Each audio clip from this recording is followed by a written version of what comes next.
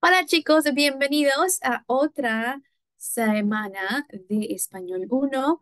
We are starting our chapter 1 for this week. And so we'll talk about a little bit of what we learned last week. And we'll just do this as the introduction for our chapter. So, las presentaciones. Last week we talked about introducing yourselves. We talked about greetings, right? How to say, my name is. And I don't think we went over despedidas, so to say goodbyes. But if you go to page 16 of your textbook, you'll find some of these vocabs. So we'll look at the vocabulary that you should have by now, and some new ones. So para saludar, to greet someone, we know that we can use hola, we can use buenos días, which is good morning, buenas tardes for good afternoon, y buenas noches for good night.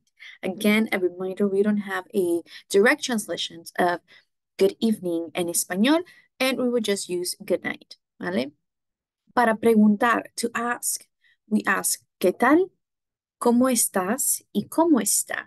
So if you remember the previous lecture for this week, we know that ¿qué tal? Y ¿cómo estás? They're asking essentially the same question. How are you doing, right? So we can say ¿qué tal? What, how's it going, right? How are you doing? ¿Cómo estás? Again, how are you doing? ¿Y cómo está?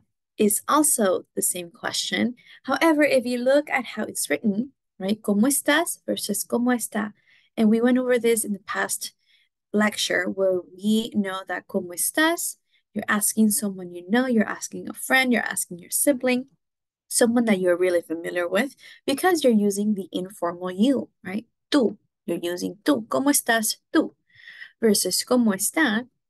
This one, you're using the formal you, right? And you would use this with your parents, your professors, your boss, the elder, or someone who you just met and you don't know. You want to use ¿cómo está?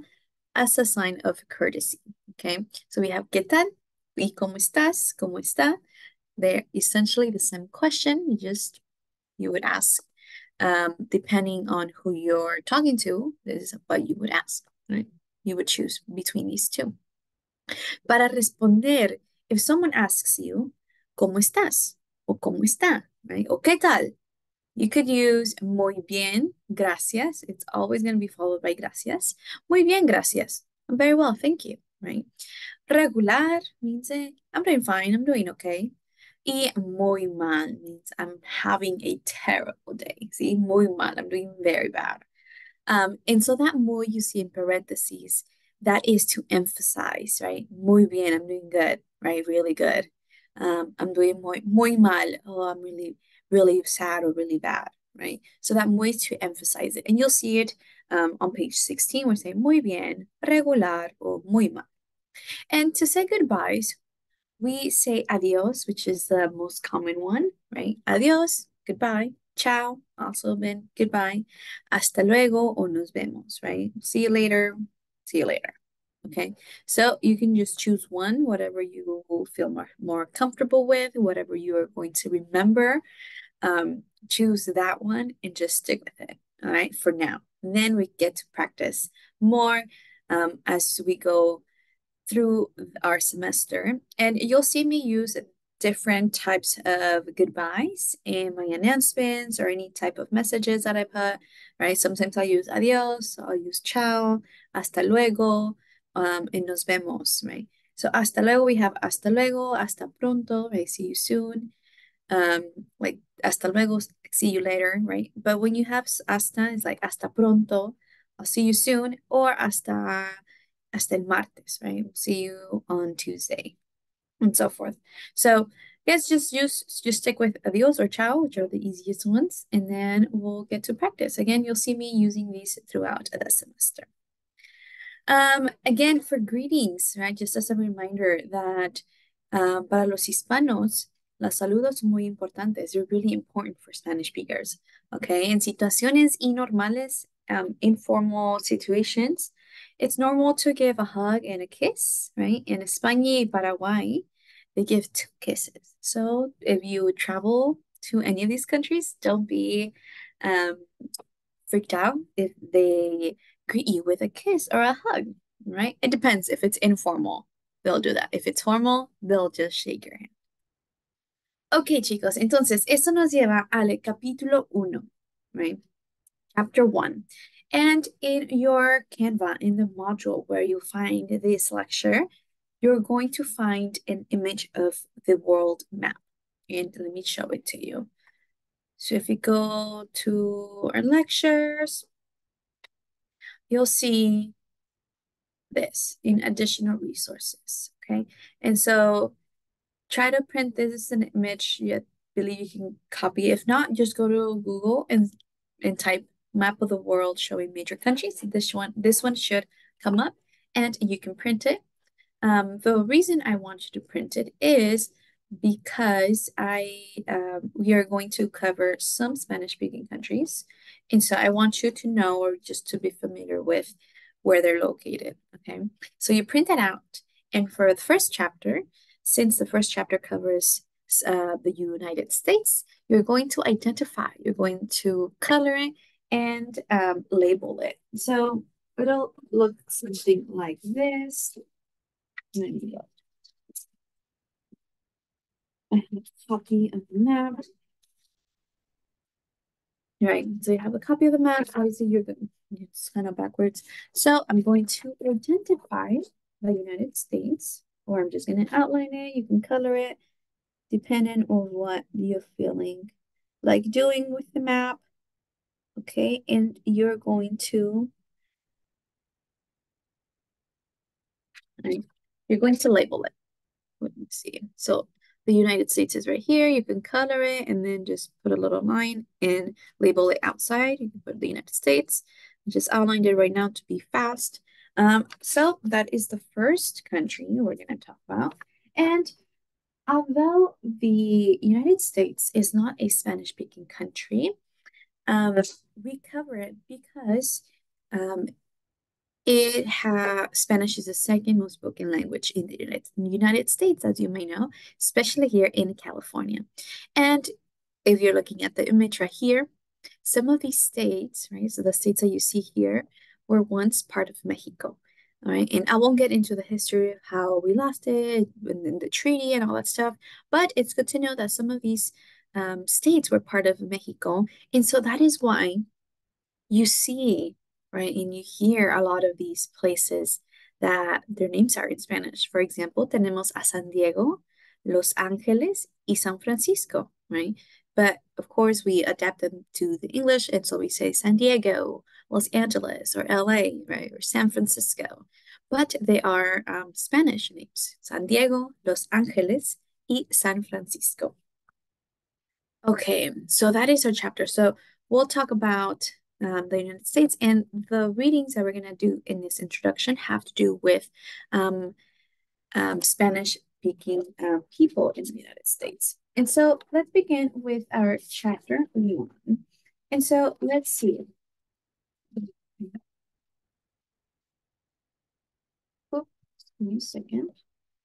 So this is what you'll see on page 14, página 14, capítulo 1, right? And you're going to see this historical mural that is in the Chicano Park in San Diego, California, by Salvador Barajas, Guillermo Aranda, Guillermo Rosete, Armando Nunes, and Victor Ochoa. They created this mural at the Chicano Park in San Diego to represent the frustration over the lack of inclusion since the founding of the city in 1910. And I want to give you a brief uh, rundown of this mural. So what we see in our books is this small portion of the mural, right? But it's actually a huge mural, historical mural like you see here. Again, the artistas, they tell you who created the mural, right? And you see important people here like Frida Kahlo, Che Guevara, Cesar Chavez with La Huelga, if you're not familiar with it, right? Has to do with farm workers, farm working rights. We have a little bit of the Aztecas, the indigenous people that were part of Mexico. And this, you can find it. You can just look it up on Google and look for the Chicana Park murals, and you'll get to see a lot of the murals, a committee, the acknowledgements, right? Where you can find it. And it's basically just murals, right? It's a park that you'll find murals everywhere. And so you can take a look at that if you're interested. But I really wanted to read this part. Let's see. What is it? The guide. Okay, so let's read the second paragraph. So it says Chicano Park is located in the community of Logan Heights in the city of San Diego. It symbolizes the struggle of the people in their quest of self-determination and recognition as a vibrant and thriving community with a rich history and culture. Chicano Park embodies a collective community struggle that began 45 years ago, then when the community came together and organized a land takeover or reoccupation of a little piece of land under a bridge in their quest for a space to claim and call their own, La Tierra Mía, my land.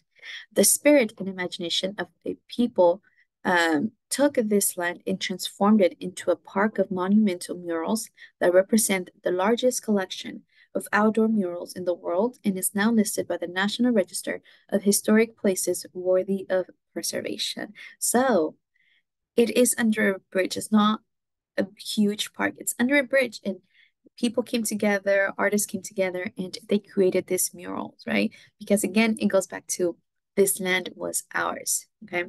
So it has to do with a lot of that. And now that we are on the topic, right? We know that yes, a lot of people who once lived in these states that were part of Mexico, they stayed here. And so that is why Spanish is widely spoken, especially here in California. California was one of the states that took part of Mexico. And so we have a lot of people here who are Mexican American, right? Or who identify themselves as Chicanos.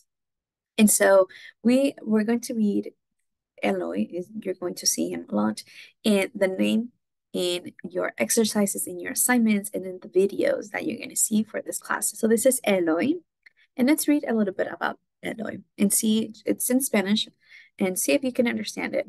Okay, so Eloy Ramírez Obando es mexicoamericano de Los Ángeles. Tiene 21 años y es estudiante de biología en la Universidad de California, Berkeley. Sus actividades favoritas son leer blogs, ver partidos de fútbol e ir al cine. ¿Sí? So he's a Mexican American from LA. Tiene 21 años. ¿Sí? And is a biology student at the University of California, Berkeley. His favorite activities are reading blogs, watching soccer matches, and going to the movies. ¿Vale? So he is one of them. Now, next one is Xochitl. And let's read Xochitl's biography. ¿Quién soy? Who am I? Me llamo Xochitl María. Mis padres son inmigrantes mexicanos. Yo soy chicana de California. Soy estudiante en la universidad. Hablo inglés y español. Mis comidas favoritas son los tacos, las enchiladas y las hamburguesas.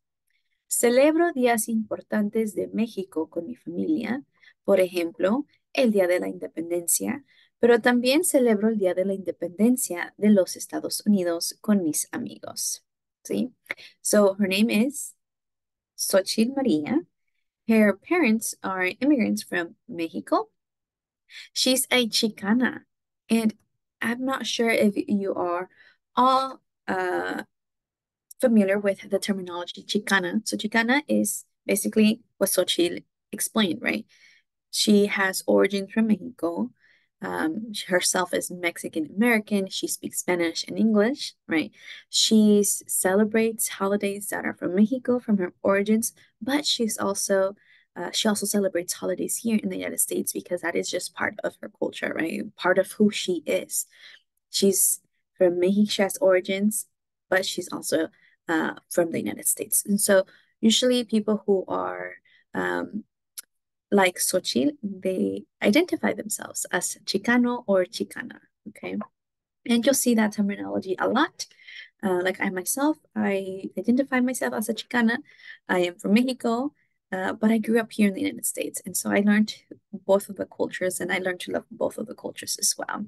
And so that is the introduction for this first chapter. Again, if you want to look into those murals, look for the Chicano Park in San Diego murals, and you'll see that the same PDF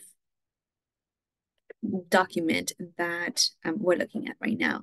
Okay, chicos. So again, for this introduction, let me see. So share. For this introduction, it has to do with the United States. So make sure that you are printing out the map and you are labeling and identifying where the United States is located. All right, chicos, go ahead and head over to our next lecture for this week. I'll see you there. Ciao.